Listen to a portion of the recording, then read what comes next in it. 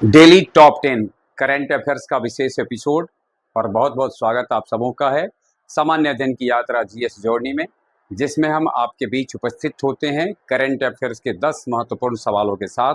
और साथ ही होता है एक सवाल जिसके उत्तर आपको देने होते हैं। पिछले दिन जो सवाल हमने आपके लिए छोड़ा था उसमें हमने यह जानने की का प्रयास किया था कि अभी अभी जंतर मंतर पर जो नीट पेपर लीक को लेकर के जो स्ट्राइक्स हुए हैं, प्रदर्शन हुए, उसमें सोनम वांगचुक का जो अनशन था वह कितने दिनों का था, और कई लोगों ने इसका सही उत्तर दिया है। सही आंसर इसका 26 दिन है। और अब आज सवाल आपसे इसी से जुड़ा है।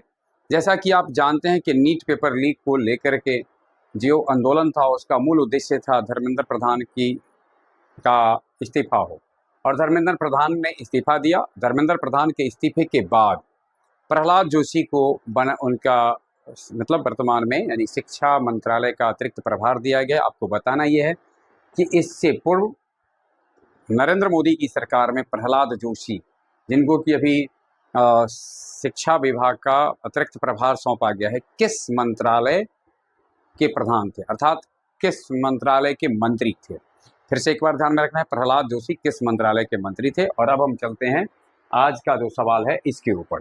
पहला सवाल है आपके लिए, हाल ही में भारत के किस राज्य में 14,257 करोड़ के निवेश से राज्य का पहला सॉवरेन एआई डेटा सेंटर स्थापित करने की घोषणा की गई है।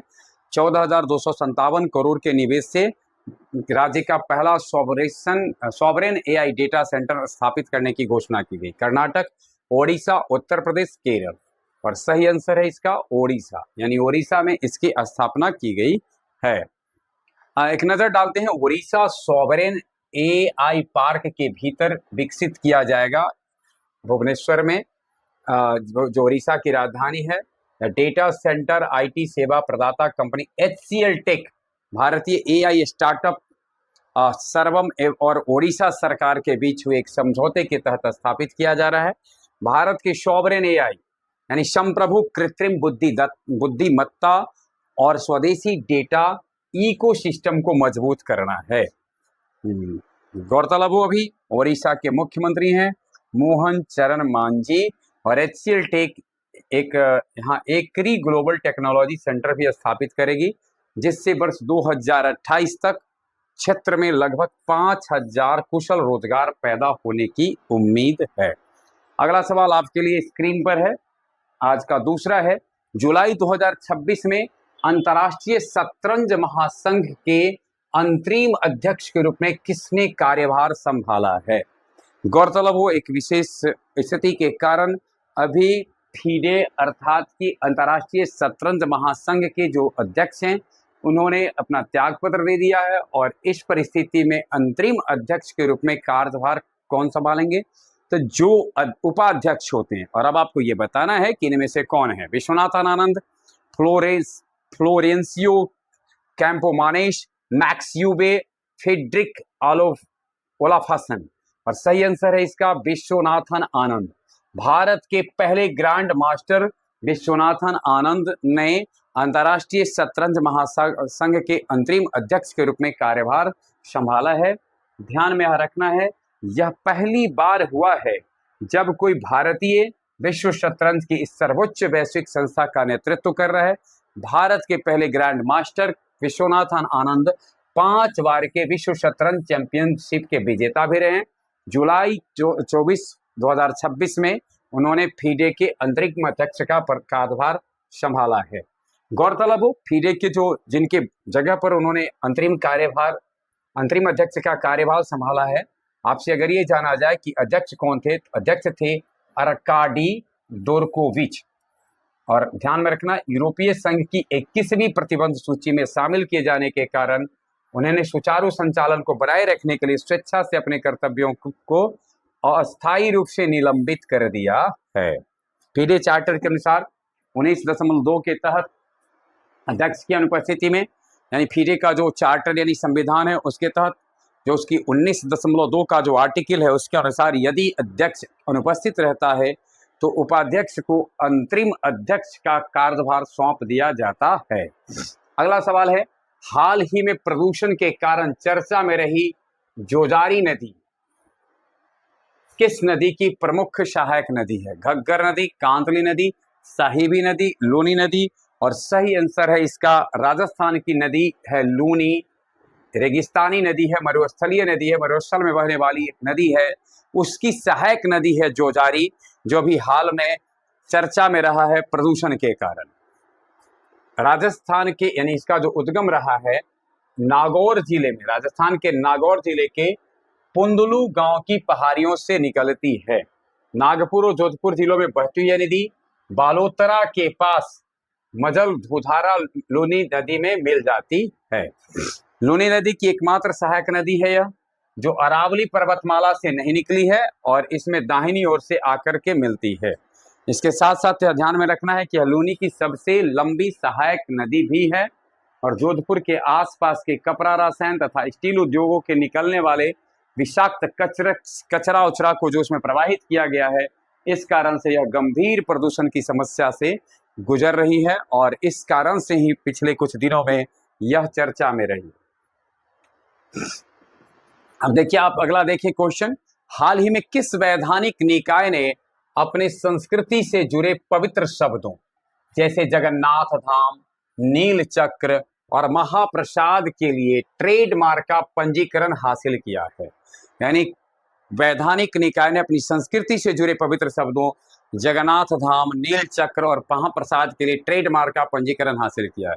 श्री जगन्नाथ मंदिर प्रशासन SJTA उड़ीसा, शिरोमणि गुरुद्वारा प्रबंधक कमेटी पंजाब और तिरुमला तिरुपति देवस्थान आंध्र प्रदेश, श्री बद्रीनाथ केदारनाथ मंदिर समिति उत्तराखंड। और सही आंसर है इसका श्री जगन्नाथ मंदिर प्रशासन SJTA उड़ीसा।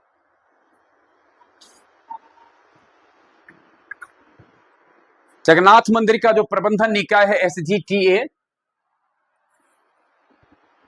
12वीं सदी का ऐतिहासिक ने पहली बार किसी तीर्थ स्थल के लिए बौद्धिक संपदा संरक्षण के तहत ट्रेडमार्क का पंजीकरण हासिल किया है। जुलाई 2026 में ट्रेडमार्क रजिस्ट्री द्वारा जांच के दूसरे दौर के बाद 5 पवित्र शब्द में पहला शब्द है जगन्नाथ धाम, दूसरा है नील चक्र, तीसरा है महाप्रसाद, चौथा है श्री क्षेत्र और पांचवा है कोयली बैकुंठ को ट्रेडमार्क्स जर्नल में प्रकाशन के लिए मंजूरी दी गई है। जून 2026 में प्रकाशन ने आनंद बाजार, पतित पावन और नील चक्र के लोगों के लिए ट्रेडमार्क पंजीकरण प्राप्त कर लिया था। यानी जून 2026 में जो आया था उसमें 3 शब्द के लिए था, आनंद बाजार, पतित पावन और नील चक्र। और अभी जो आया है इसमें नील चक्र, महाप्रसाद, श्री क्षेत्र, कोयली बैकुंठ, है ना, और जगन्नाथ धाम। भगवान जगन्नाथ की पवित्र परंपराओं और सांस्कृतिक विरासत से जुड़े इन विशिष्ट नामों और प्रतीकों के अनाधिकृत और अवैध व्यावसायिक उपयोग को रोकना है। यानी इसका मूल उद्देश्य है कि जगन्नाथ भगवान के नाम पर जो शब्द सब हैं जिनका उपयोग किसी दूसरे के द्वारा अवैध रूप से किया जाए, उसको कैसे रोका जाए, इसके लिए यह किया गया है। हाल ही में किसे वित्तीय खुफिया इकाई FIUIND का निदेशक नियुक्त किया गया है? हाल ही में किसे वित्तीय खुफिया इकाई का निदेशक नियुक्त किया गया है? अमित मोहन गोविल, पंकज कुमार मिश्रा, सत्यपाल कुमार, विवेक अग्रवाल और सत्यपाल कुमार को वित्तीय खुफिया इकाई का निदेशक नियुक्त किया गया है। इससे पहले यानी सत्यपाल कुमार से पहले इस पद पर रहे हैं पंकज कुमार मिश्रा, जो 1989 बैच के IRS अधिकारी रहे। यानी पंकज कुमार मिश्रा का स्थान ले रहे हैं Satyapal Kumar, FIUIND, financial intelligence unit India. यह केंद्रीय वित्त मंत्रालय के राजस्व विभाग के अधीन काम करने वाली एक राष्ट्रीय एजेंसी है। यानी केंद्रीय वित्त मंत्रालय के राजस्व विभाग के अधीन काम करने वाली एक राष्ट्रीय एजेंसी है। अब इसके प्रधान होंगे सत्यपाल कुमार। भारतीय वित्तीय प्रणाली में संदिग्ध वित्तीय लेन देन यानी मनी लॉन्ड्रिंग और आतंकवाद के वित्त पोषण से जुड़ी खुफिया जानकारी को जुटाकर उसका विश्लेषण करने का काम करती है। हाल ही में किस यूरोपीय देश ने विनाशकारी जंगल की आग के कारण अपने इतिहास में पहली बार राष्ट्रीय आपातकाल घोषित किया है। बहुत ही महत्वपूर्ण बिंदु है, ध्यान में रखना है इसको कि एक ऐसी स्थिति आ गई है जिसमें कि देश को पहली बार राष्ट्रीय आपातकाल घोषित किया करना पड़ा है। किस कारण से? जंगल की आग के कारण। और देश है फ्रांस, स्पेन, हंगरी, इटली में, स्पेन में ऐसी स्थिति बनी है। अब एक नजर हम डालते हैं कि इस स्थिति के लिए उत्तरदायी कौन से कारक हैं। तो देखिए 23 से 24 जुलाई 2026 को ऐसा हुआ है कि जंगल की आग को लेकर राष्ट्रीय आपातकाल की घोषणा की गई है। मैड्रिड और पड़ोसी प्रांत आविला के पश्चिमी पहाड़ी इलाकों में भीषण गर्मी और तेज हवाओं के कारण, बहुत तेज गर्मी और तेज हवाओं के कारण आगे आपस में मिल गई। बहुत सारी जो बड़ी बड़ी आगे थी आपस में मिल गई और पूरी तरह से वो अनियंत्रित हो गई। इसको देखते हुए 23 से 24 जुलाई के दौरान स्पेन सरकार ने राष्ट्रीय आपातकाल की घोषणा की है। एक आंकड़ा बता रहा है कि अभी तक स्पेन में 1 लाख काई दहाई सैकड़ा हजार 10,000 लाख 15 लाख हेक्टेयर से अधिक वन भूमि जलकर खाक हो चुकी है। अब आप इसी से कर लें, यानी फर्नांडो ग्रांडे मार्लास्का जो कि स्पेन के गृह मंत्री हैं, उन्होंने प्रणाली कानून के तहत राहत और बचाव कार्यों का सीधा नियंत्रण अपने पास ले लिया है। यानी स्पेन के गृह मंत्रालय के पास सीधे नियंत्रण आ गया है इस भीषण अग्निकांड के कारण। यानी यह भीषण जो आग है इसके कारण जो स्पेन में स्थिति पैदा हुई है, अब उसको गृह मंत्री अपने खुद देख रहे हैं और राष्ट्रीय आपात की घोषणा कर दी गई है। हाल ही में चर्चा में रहा बोर नदी वन्यजीव अभयारण्य किस राज्य में स्थित है? बोर नदी वन्यजीव अभयारण्य किस राज्य में स्थित है? पश्चिम बंगाल, अरुणाचल प्रदेश, उत्तर प्रदेश, असम। और सही आंसर है इसका असम। यह अभयारण्य बोर नदी अभयारण्य जो है 26.22 वर्ग किलोमीटर क्षेत्र में फैला हुआ है, जो हिमालय की तलहटी में भूटान की सीमा से सटा हुआ है और उदलगुरी और बक्सा जिले के अंतर्गत यह आता है। बोर नदी के नाम पर, देखिए इस क्षेत्र में बहने वाली नदी है बोर नदी, इसी के नाम पर, यानी बोर नदी के नाम पर बोर नदी अभयारण्य नाम पड़ा है। 1980 में इसे स्थापित किया गया और इसमें दुर्लभ लुप्तप्राय पिग्मी हॉग जो दुनिया का सबसे छोटा जंगली सुअर है और हिस्पिड खरगोश के संरक्षण के लिए की गई थी। कैमरा ट्रैप मैपिंग के दौरान इस छोटे से अभयारण्य में रॉयल बंगाल टाइगर की मौजूदगी के पुख्ता फोटोग्राफिक साक्ष्य मिले हैं, जिसके बाद से यह क्षेत्र पर्यावरण गलियारी के रूप में सुर्खियों में है। यानी कि वहां रॉयल बंगाल टाइगर की मौजूदगी के साक्ष्य के कारण यह काफी चर्चा में रहा है। जुलाई 2026 में संयुक्त राज्य अमेरिका ने किस मध्य पूर्वी देश के साथ शांतिपूर्ण नागरिक परमाणु सहयोग के लिए एक ऐतिहासिक 123 समझौते पर हस्ताक्षर किए हैं? जुलाई 2026 में यूएसए ने किस मध्य पूर्वी देश के साथ शांतिपूर्ण नागरिक परमाणु सहयोग के लिए 123 समझौते पर हस्ताक्षर किया है? ठीक है, तो ये समझौता हुआ है यूएसए व यूएई के बीच में, संयुक्त अरब अमीरात।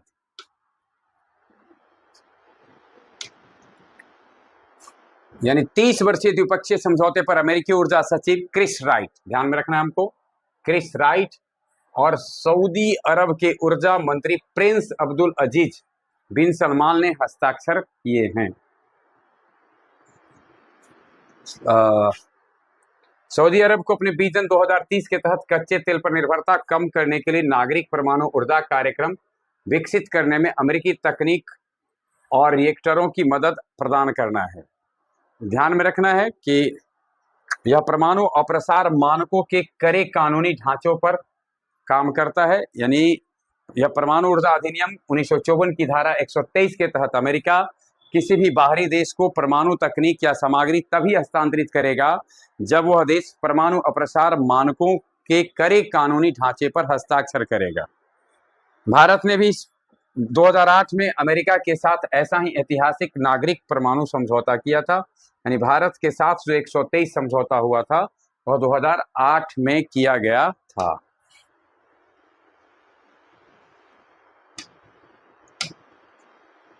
चलिए अगला सवाल है, भारत सरकार ने रणनीतिक पेट्रोलियम रिजर्व कार्यक्रम के दूसरे चरण को किन 2 स्थानों पर स्थापित करने की मंजूरी दे दी है? पेट्रोलियम रिजर्व यानी रणनीतिक पेट्रोलियम रिजर्व के कार्यक्रम के दूसरे चरण को किन 2 स्थानों पर? आंध्र प्रदेश, कर्नाटक, राजस्थान और गुजरात, उड़ीसा और कर्नाटक, नन ऑफ दीज, और सही आंसर है इसका उड़ीसा और कर्नाटक।